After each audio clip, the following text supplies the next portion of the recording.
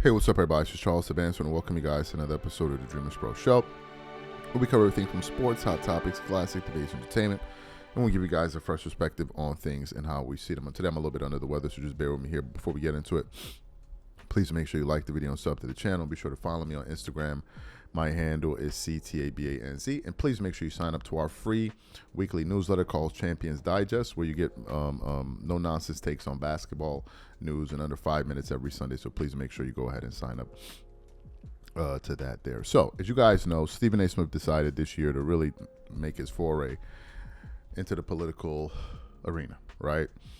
Now, he'd always talked about wanting to do other things outside of ESPN and sports, but it wasn't clear that it was politics specifically that he wanted to do. So at the top of this year, he really delved into this space head on. He was talking more sports when he first started, but now it's politics 90% of the time, right? Or 85% of the time it's politics. Here and there he'll talk about sports topics.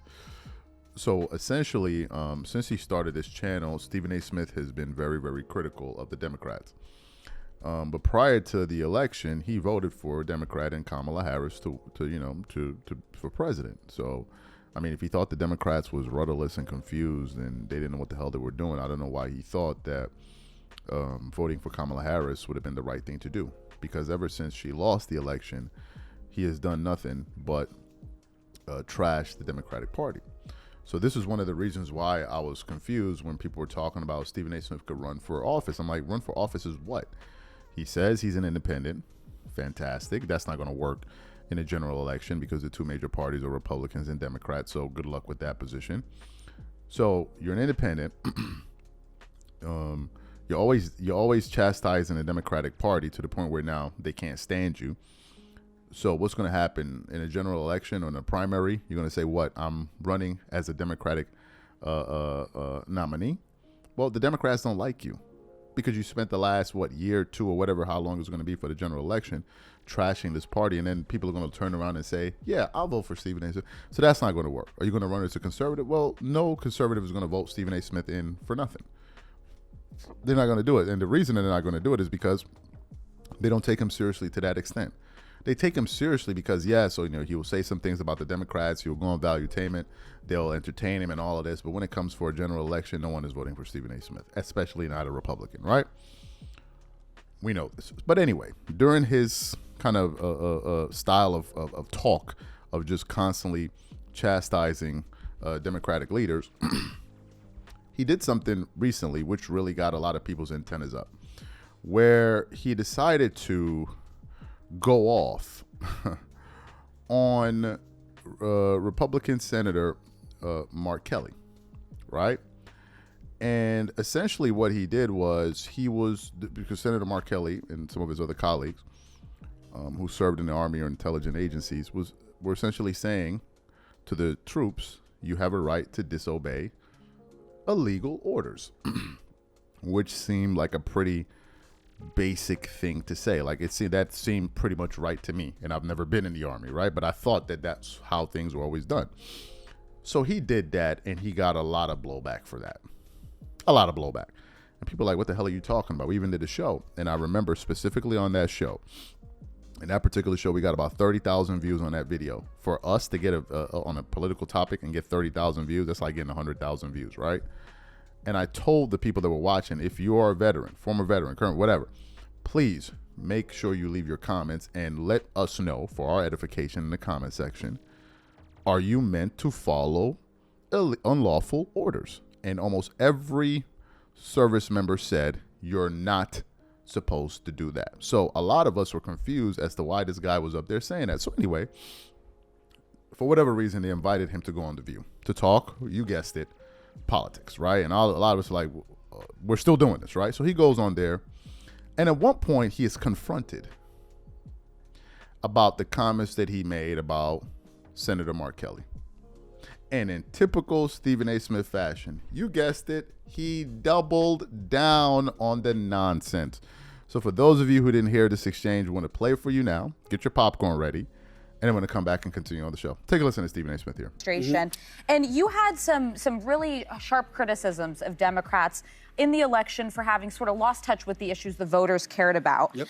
How are you feeling now a year into Trump? And what do you make of this discussion around affordability and him saying it seems like it's a scam from Democrats? Well, that's rhetoric on his part. There's nothing surprising or unpredictable about that. You could see that coming from a mile away because he has to say that right now because it's an issue and a concern for the American people. And he wants to act as if there is no concern because everything he's doing is just so beautiful and so marvelous and what have you. But in the end, the Democrats give the credit where credit is due at this particular moment in time. I think that they've learned from some of their mistakes anyway. When you see what happened in New York with Mamdani, when you see what happens in New Jersey with Cheryl as the governor, when you see what happens with Spanberger in Virginia, clearly there's something that's going on within the Democratic establishment that's saying, let's focus on real issues that are pertinent to the American people. Let's make sure we articulate ourselves appropriately so we don't lose sight of what the message should be. Leading up to the election, they did just that, and I thought they handed him the election as opposed to him actually winning it. Now they're forcing him to play ball and figure out a way to beat them because they're coming and they're gaining some momentum. We'll see what happens. Now, let me just remind you that Pete Hegseth said in 2016, I do think there have to be consequences for abject war crimes. If you're doing something that is just completely unlawful and ruthless, then there is a consequence for that. That's why the military said it won't follow unlawful orders from their commander-in-chief. Okay. Now, given the fact that the secretary himself said that, I'd love to give you the opportunity to perhaps change your position on what you said. I'm not changing a thing. Okay. I didn't stutter when I said it. You want to stay loud and wrong? Well, you could call it loud and wrong all you want to. You're entitled to your opinion. I'm entitled to mine. Okay. Here's the reality of the situation. First of all, I don't give a damn what Pete Hegseth has to say because I will tell you right now, he was never qualified for the job. When you talk about DEI and eradicating that, excuse me, what was he doing hosting Fox News on the weekend and all of a sudden he's the defense secretary? Please, give me a break. I don't care what he has to say. Let me get that out the way. As it pertains to Mark Kelly, what I was talking about is military. What I did was get on the phone with family and friends who have served in the military. And I said, we're not civilians. This is not the court of law. You can be implicated for implying something if you are a former military member or you are a present military member. It wasn't what Mark Kelly said. It's the fact that he was a combat Navy pilot who served in the military who would tell folks, ignore an order when it could get them in a He world did of not say I said ignore. illegal. I said illegal. I'm talking about illegal. I understand that. He said you don't have to follow an unlawful order, and that is in the military code of conduct. And I'm saying to you, hold on, which I'm aware of. But it didn't sound like you were aware of that. Well, no. I disagree with you. Stephen, can I ask you a question? I had two governors, by the way, text me to tell me I was wrong, and they agree with you. You are wrong. I had two senators that reached out to me and said, you weren't wrong at all. Well, Mikey Sherrill did say that the reason they felt the need to put that out is they were constantly being approached by people in the military saying, we're being put in really uncomfortable situations. But that to me is a little more relatable when you're a veteran yourself. But I'm saying let me say this real quick. You gotta do real quick. Or wait till we come back. All I'm saying is this. If you're a member of the military, I'm looking at the soldiers as saying, don't get yourself in trouble. Let somebody else do it. Don't you do it because it ain't gonna work for you. So you heard what Stephen A. Smith had to say there. What are my thoughts about this? The first thing I have to say is I don't know why Stephen A. Smith is hell-bent on doing this. Right? Almost every person you've listened to or you listen to that is listened to or you listen listen to what Stephen A. Smith had to say about politics, the vast majority of them say that he really doesn't know much of the time what he's talking about. This is from Democrats, and various other voices. They're like, this guy doesn't know what he's talking about. And that's why you heard the lady say at the end, you would rather be loud and wrong, right? Even if you listen to him at the end, he still is wrong. You're chastising Senator Mark Kelly, who served in the Army, for telling troops to not follow unlawful orders which soldiers are taught. So what are you shouting about? What I think happened is Stephen A. Smith saw another moment to, I gotta say it, twerk it up for Donald Trump because he knows that he was going to give him a pat on the head like, good job, Stephen A. Smith. Keep twerking for me, because you guys know Donald Trump kind of endorsed Stephen A. Smith by saying that I think he should run for president. If you believe Donald Trump, of all of the people that should run for office, wants Stephen A. Smith to run for office and become a president in the future, you are on something that is very expensive, okay, that a lot of us can't afford. So that also went to his head. The fact that we're even talking about Stephen A. Smith running as a presidential candidate shows you where we are in American politics. That Stephen A. Smith and president are being mentioned in the same. This is where we are. This is how much of a joke the entire thing has become. But in terms of what he said, even there, he couldn't really express himself. He said, oh, people have told, elected officials have told me that they disagree with me, while some governors told me they disagree with me, while some senators told me they agree with what? Agree with what? There's nothing to agree or disagree on. It's a rule that's in place. So whether you agree with it or not, it's the rule. You trying to chastise the senator for saying something that's taught to U.S. Army members, I'm confused. This is what they're taught. They're taught not to obey illegal orders.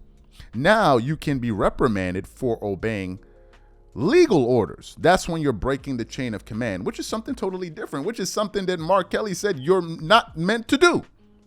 So I don't understand what the issue is here, except that Stephen A. Smith, again, saw a moment to support Donald Trump in a situation that didn't need any support.